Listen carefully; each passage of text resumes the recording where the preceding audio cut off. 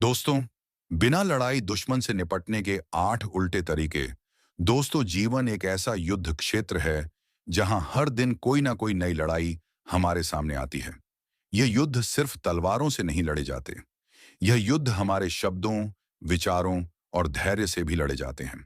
स्वागत है आपका हमारी चैनल चाणक्य ज्ञानी में। हम आपके लिए नए नए चाणक्य वीडियो लाते रहते हैं और आप चाहते हैं कि ऐसे ही गहरे और प्रेरणादायक वीडियो आपको मिलते रहे। तो अभी हमारी चैनल चाणक्य ज्ञानी को सब्सक्राइब कर लीजिए और बेल आइकन दबा दीजिए ताकि आने वाला हर वीडियो सबसे पहले आप तक पहुंचे। हर इंसान के जीवन में एक ना एक ऐसा पल जरूर आता है जब उसे लगता है कि अब बहुत हो गया, अब मैं फट जाऊंगा, अब मैं चिल्ला दूंगा, अब मैं पलटवार करूंगा। लेकिन उस क्षण जो खुद को रोक लेता है, जो अपने गुस्से पर लगाम लगा लेता है, वही सच में जीवन का विजेता कहलाता है। आचार्य चाणक्य कहते हैं, जिसने स्वयं को जीत लिया, उसने संसार को जीत लिया। दुश्मन को हराना मुश्किल नहीं, मुश्किल है अपने भीतर के उबाल को काबू में रखना। क्योंकि गुस्से में लिया गया हर निर्णय इंसान को वहीं गिरा देता है जहां से वह उठने की कोशिश कर रहा होता है। कभी आपने गौर किया है, जब कोई आपको नीचा दिखाने की कोशिश करता है, जब कोई आपकी प्रतिष्ठा पर वार करता है, तो वह असल में आपकी नहीं, अपनी नीचता का प्रमाण दे रहा होता है। लेकिन हम अक्सर गलती यही करते हैं कि उनके स्तर तक उतर जाते हैं। हम जवाब देना चाहते हैं, लड़ना चाहते हैं, साबित करना चाहते हैं कि मैं भी कुछ हूं। लेकिन चाणक्य की नीति कहती है, जिसे खुद को साबित करना पड़े वह अभी अधूरा है। जो पूरा है उसे किसी के सामने बोलने की जरूरत नहीं होती, उसका मौन ही उसका प्रमाण बन जाता है। जीवन में एक समय ऐसा भी आता है जब आपके अपने ही आपके विरोधी बन जाते हैं। वो लोग जिन पर आप भरोसा करते थे, जिनके लिए आपने अपने सपनों का त्याग किया, एक दिन वही आपके खिलाफ खड़े हो जाते हैं। यह क्षण सबसे कठिन होता है क्योंकि यह सिर्फ दिल नहीं तोड़ता, आत्मा को भी झोड़ देता है। लेकिन आचार्य कहते हैं, जब अपने ही शत्रु बन जाए तो उनसे उलझो मत, बस अपने कर्म से उन्हें उत्तर दो। यही असली नीति है, उल्टा तरीका, जहां युद्ध बिना शोर के जीता जाता है, जहां शब्दों की जगह मौन बोलता है और तलवार की जगह कर्म प्रहार करता है। कभी कभी हम सोचते हैं कि अगर कोई हमारा अपमान करे तो हमें भी वैसा ही करना चाहिए। लेकिन ऐसा करने से हम उनके जैसे ही बन जाते हैं। जिस इंसान को आप अपने स्तर से नीचे समझते हैं, अगर आप उसी की तरह व्यवहार करने लगे तो आप उसकी जीत को खुद सुनिश्चित कर देते हैं। सच्ची ताकत इस बात में नहीं कि आप कितने तेज बोलते हैं, बल्कि इस बात में है कि जब आपको बोलने का मौका मिले तब भी आप शांति को चुनते हैं। मौन रहकर जवाब देना हर किसी के बस की बात नहीं होती। आचार्य चाणक्य कहते हैं, मौन ही सबसे बड़ा अस्त्र है। यह वह बाण है जो बिना आवाज के हृदय को भेद देता है। जब आप चुप रहते हैं तो आपका मौन सामने वाले को उसके शब्दों में उलझा देता है। वह जितना बोलेगा उतना ही स्वयं की नासमझी उजागर करेगा और आपकी शांति उसके भीतर की आग को और भड़काती जाती है। वह चाहता है कि आप कुछ कहें, झगड़े, चीखें, लेकिन जब आप मुस्कुराकर चलते बनते हैं तो उसकी सबसे बड़ी हार उसी क्षण तय हो जाती है। जीवन में यह समझना बहुत जरूरी है कि हर जवाब बोलकर नहीं दिया जाता। कुछ जवाब चुप रहकर, कुछ सफल होकर और कुछ सिर्फ मौजूद रहकर दिए जाते हैं। आपकी मौजूदगी ही आपके शत्रु को परेशान करती है, क्योंकि उसे समझ नहीं आता कि आपने उसके सारे प्रहारों के बावजूद अपना संतुलन कैसे बनाए रखा। वह चाहता है कि आप टूटे, क्योंकि आपकी स्थिरता उसकी कमजोरी को उजागर करती है। इसीलिए जो आपको तोड़ने की कोशिश करे, उसे अपने मौन से तोड़ो, अपने संयम से हरा दो। एक बार किसी ने चाणक्य से पूछा, आचार्य, यदि कोई आपका अपमान करे तो क्या करना चाहिए? चाणक्य मुस्कुराए और बोले, यदि कीचड़ फेंकने वाला स्वयं गंदा हो तो क्या सूरज चमकना बंद कर देता है? यह वाक्य केवल जवाब नहीं, एक दर्शन है। सूरज इसीलिए नहीं चमकता कि सब उसकी प्रशंसा करें। वह इसलिए चमकता है क्योंकि उसका स्वभाव है प्रकाश देना। उसी तरह यदि कोई आपके ऊपर कीचड़ फेंकता है तो वह आपके नहीं, अपने हाथ गंदे करता है। आपका काम है बस और ज्यादा चमकना, इतना कि उसकी नफरत आपकी रोशनी में खो जाए। समझदारी इसी में है कि आप अपनी ऊर्जा को व्यर्थ झगड़ों में ना लगाएं। हर अपमान का जवाब जरूरी नहीं, हर आलोचना पर प्रतिक्रिया जरूरी नहीं, हर दुश्मन से लड़ाई जरूरी नहीं। कभी कभी सबसे बड़ी जीत यह होती है कि आप लड़ाई से ही इनकार कर दो। क्योंकि जब आप किसी को प्रतिक्रिया नहीं देते तो आप उसकी शक्ति छीन लेते हैं। वह अपने शब्दों, अपनी चालाकियों से आपको भड़काना चाहता है। लेकिन जब आप शांत रहते हैं, तो वह खुद जलता है, खुद टूटता है, खुद हारता है। चाणक्य नीति कहती है, जो व्यक्ति बिना लड़े जीतता है, वही सच्चा विजेता है, क्योंकि उसकी जीत शत्रु के शरीर पर नहीं, उसकी आत्मा पर होती है। यह वाक्य बहुत गहरा है। सोचो, अगर कोई आपसे झगड़ना चाहता है और आप शांत रहते हैं, तो वह खुद अपने अंदर के गुस्से से जलता रहेगा।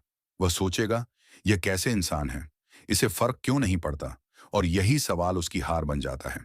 हर स्थिति में दो रास्ते होते हैं, या तो आप प्रतिक्रिया दें या धैर्य रखें। जो प्रतिक्रिया देता है, वह पल भर के लिए सुकून पाता है, लेकिन जो धैर्य रखता है, वह जीवन भर की जीत हासिल करता है। धैर्य केवल चुप रहना नहीं होता। धैर्य एक सक्रिय शक्ति है, जिससे आप बिना बोले, बिना झगड़े, हर परिस्थिति को अपने पक्ष में मोड़ सकते हैं। अब जरा सोचो, जब कोई तुम्हारे बारे में गलत बातें फैलाता है, तुम्हारे काम का मजाक उड़ाता है, या तुम्हारी पीठ पीछे तुम्हें बदनाम करने की कोशिश करता है, तो तुम्हें क्या करना चाहिए? क्या तुम हर इंसान के पास जाकर सफाई दोगे? नहीं, क्योंकि सफाई वही देता है जो खुद को दोषी मानता है। जो सच्चा होता है, वह वक्त को अपनी सफाई देने देता है। समय सबसे बड़ा न्यायाधीश है। वह धीरे धीरे सबके चेहरे से नकाब हटा देता है। जो आज तुम्हें गिराने की कोशिश कर रहा है, कल वही तुम्हारी सफलता से जलता नजर आएगा। सच यह है कि इंसान की सबसे बड़ी ताकत उसके कर्म होते हैं। कर्म बोलते नहीं, लेकिन उनकी आवाज दूर तक जाती है। जो आपके खिलाफ बोलता है, उसका जवाब देने की जरूरत नहीं। बस इतना करो कि तुम्हारा काम इतना चमके कि उसके शब्द खुद ही धूल में मिल जाए। यह भी एक उल्टा तरीका है, जहां जवाब न शब्दों से दिया जाता है, न तलवार से, बल्कि उपलब्धियों से दिया जाता है। जीवन की हर परिस्थिति हमें परखने आती है। जब अपमान होता है, तब धैर्य की परीक्षा होती है। जब धोखा मिलता है, तब विश्वास की परीक्षा होती है। जब अपने विरोध में खड़े हो जाते हैं, तब हमारी आत्मा की परीक्षा होती है। और जो इन सब परीक्षाओं में शांत, संयमी और विवेकपूर्ण बना रहता है, वही आगे चलकर सब पर भारी पड़ता है, क्योंकि युद्ध सिर्फ रणभूमि में नहीं होते। बहुत बार ये हमारे मन के भीतर लड़े जाते हैं, और जो अपने मन को जीत लेता है, उसे कोई शत्रु कभी हरा नहीं सकता। अगर तुम में आत्मबल है, तो सामने वाले के शब्द तुम्हारे लिए केवल हवा की तरह होंगे। वे कानों तक आएंगे, लेकिन आत्मा को छू नहीं पाएंगे। तुम्हारा आत्मविश्वास ही तुम्हारी ढाल है, और यह ढाल किसी भी तलवार से मजबूत है। याद रखो, जिसे अपनी कीमत पता है, वह किसी के अपमान से नहीं टूटता। अपमान तभी असर करता है जब तुम खुद को छोटा महसूस करते हो, लेकिन जब तुम्हें अपने मूल्य का ज्ञान होता है, तो कोई भी शब्द, कोई भी तंज, कोई भी हमला तुम्हें छू भी नहीं सकता। इसलिए जब कोई तुम्हें नीचा दिखाने की कोशिश करे, तो चुप रहो, लेकिन भीतर से मुस्कुराओ, क्योंकि वह तुम्हें गिराने की कोशिश इसलिए कर रहा है क्योंकि उसे तुम्हारी ऊंचाई से डर लग रहा है। पेड़ पर सिर्फ उसी फल पर पत्थर फेंका जाता है जो मीठा होता है। और याद रखो, मौन कमजोरी नहीं, रणनीति है। यह वह नीति है जो हर महान व्यक्ति ने अपनाई है। भगवान राम ने भी अपने अपमान पर मौन साधा था। कृष्ण ने भी अपने विरोधियों को शब्दों से नहीं, कर्मों से जवाब दिया था। और चाणक्य ने भी अपनी योजना से पूरे साम्राज्य को हिला दिया था, बिना तलवार उठाए। अगर इन शब्दों ने आपके भीतर कुछ हिला दिया है, तो यह केवल कहानी नहीं, एक आह्वान है। इस वीडियो को लाइक करें, शेयर करें और अपने विचार नीचे लिखें, ताकि आपकी आवाज उस चेतना का हिस्सा बने जो कमजोरी नहीं, विवेक को पहचानती है। और याद रखिए, यह सिर्फ दर्शक मत बनिए, साधक बनिए। चाणक्य विवेक चैनल को सब्सक्राइब कीजिए, क्योंकि यहां हर विचार, हर नीति एक नई दिशा देता है। उल्टा फार्मूला नंबर 1, मौन को अस्त्र बनाओ। बोलने से पहले शक्ति नापो। जब कोई आपको अपमानित करे, पहली प्रतिक्रिया अक्सर शब्दों की बाढ़ होती है, पर चाणक्य कहते हैं, मौन बोलने से अधिक असरदार होता है।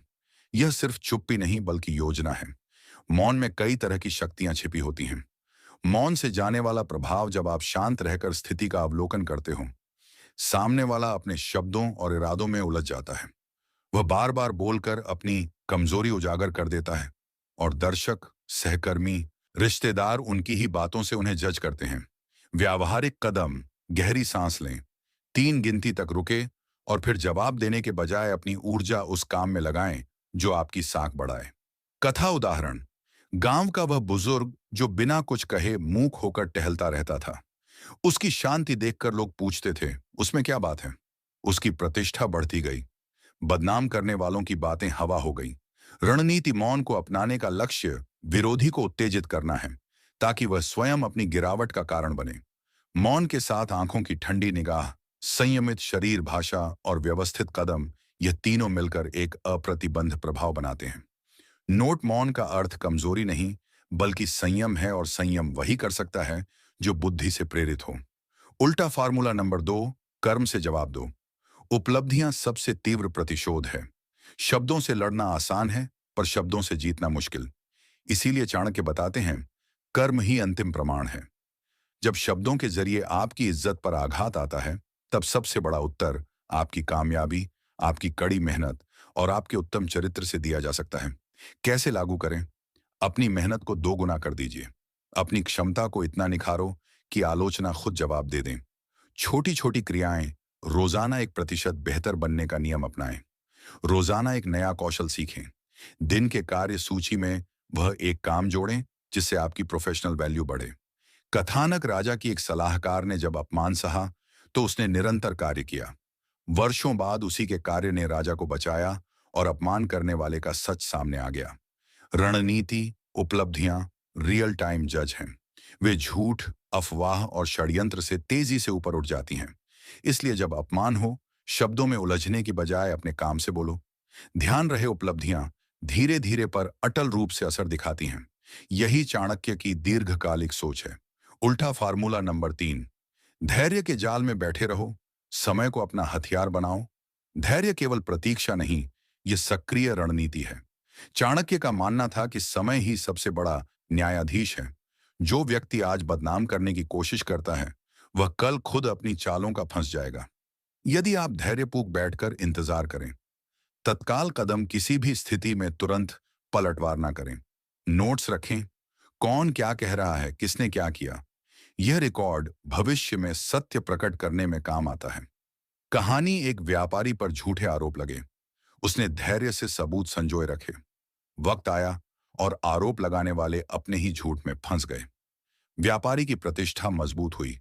रणनीति, समय पर छोड़ना और सही समय पर खुलासा, ये दोनों मिलकर सबसे बड़ा न्याय करते हैं।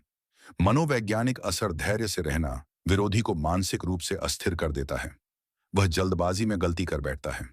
धैर्य का एक खूबसूरत पहलू यह भी है कि यह आपको मानसिक शांति देता है, और शांति के साथ निर्णय अधिक बुद्धिमान बनते हैं।